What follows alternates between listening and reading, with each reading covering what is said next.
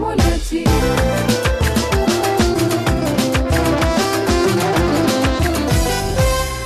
عندي واحد الكيكه بلا بيض. اييه كيكه بلا بيض واخا. اييه كان هذا بدون بيض كناخذوا في المقادير الجافه.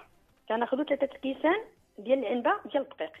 اييه كناخذوا كاس كبير ديال البودره ديال الكاكاو ماشي داك الحلو الاخر المر. كناخذوا 2 كيسان ديال السنيده و2 خمارات ومعلقه صغيره ديال القرفه وقريصه الملح. اييه هذه المقادير الجافه.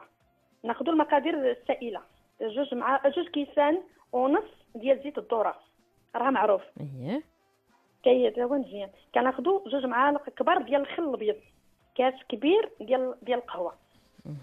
المهم الا كانت ديك المعصره حتى كتجي لذيذه. كناخذوا واحد الفاني اما سائل اما الاخر اللي كان اللي موجود.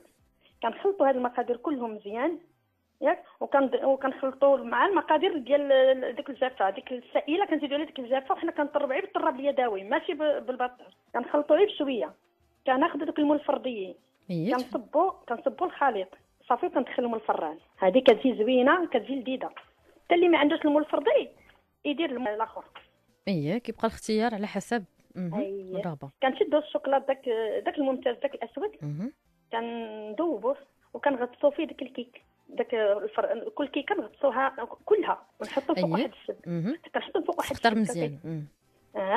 كنحطوا فوق واحد الشبكه حتى كيديروا من الشوكولاط وكنديروا الشوكولاط بيض خطوط المهم هذا الشوكولاط راه كيذوب مع الزبده. راه عارفين السيدات كيفاش كيذوب في حمام مريم. باللي كنعطيو كل داك الشوكولاط الاسود كنشدوا داك الشوكولاط الابيض وكنديروا خطوط عشوائي ولا كيف ما بغات وكنرشوا عليهم الكاكاو. اييه ونشدوا الصفايه ونرشوا عليهم داك الكاكاو. واخا الله يعطيك الصحه. تا هو كتجي لذيذه. اييه اكيد تجي لذيذه. مولاتي.